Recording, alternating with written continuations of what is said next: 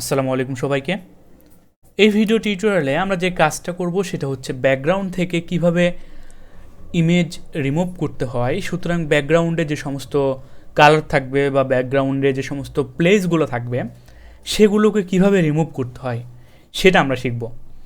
তো হয়তো আপনারা অনেকে কাজগুলো পারেন, কেউ ফটোশপ দিয়ে করে থাকবেন বা বিভিন্ন অ্যাপস দিয়ে করে থাকবেন, কিন্তু ওয়েব ডিজাইনিং করতে গেলে আমাদেরকে এটা অত্যন্ত ইম্পর্ট্যান্ট একটা বিষয়। সেটা হচ্ছে ব্যাকগ্রাউন্ড থেকে কিভাবে ইমেজের যেই প্লেসগুলো থাকবে সেইগুলোকে রিমুভ করতে হয়। তো সেটা করার জন্য আমরা যেই কাঙ্ক্ষিত আমাদের যে গুগল রয়েছে সেখানে ব্যাকগ্রাউন্ড রিমুভ লিখে আমরা সার্চ দেব।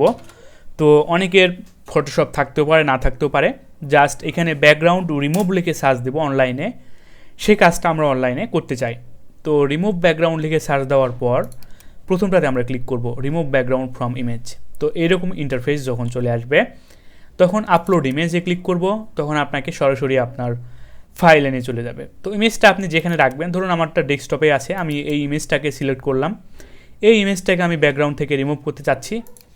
তা ব্যাকগ্রাউন্ডটা রিমুভ করে দেওয়ার জন্য জাস্ট এখানে আমি ওকে করে দিলাম। আপনারা আমার সঙ্গে সঙ্গে সেম কাজটাই করে নেবেন। তারপর দেখবেন ব্যাকগ্রাউন্ডটা কিন্তু রিমুভ হয়ে গেছে। তো এখান থেকে এডিট করতে পারবেন বিভিন্ন ধরনের, আপনারা হাই রেজুলেশন থাকবে, সাইন আপ ফ্রিতে সাইন আপ করতে পারবেন।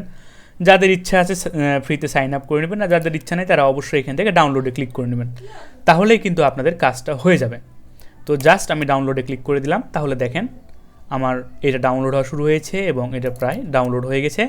এবং দেখেন আমার কিন্তু ব্যাকগ্রাউন্ড থেকে আগে যেই ব্যাকগ্রাউন্ডটা ছিল সেটা রিমুভ করে দিয়ে এখন কিন্তু কিচ্ছু নাই। তো এইটা আমি কেন দেখালাম, কেননা এর পরবর্তীতে আমরা একটি প্রজেক্ট করতে যাচ্ছি যেখানে আমার এরকম ইমেজগুলো লাগবে, সেজন্য এটা আমি আপনাদেরকে দেখিয়ে দিলাম। তা আশা করি আপনারা আমার সঙ্গে সঙ্গে কাজগুলো করে নেবেন। কিছু ইমেজ নিয়ে আসবেন যেগুলো ব্যাকগ্রাউন্ড রিমুভ করবেন, শুধুমাত্র এইভাবে করে রাখবেন। দেখা হবে নেক্সট ভিডিও টিউটোরিয়ালে প্রজেক্টে। ধন্যবাদ সকলকে, আল্লাহ হাফেজ।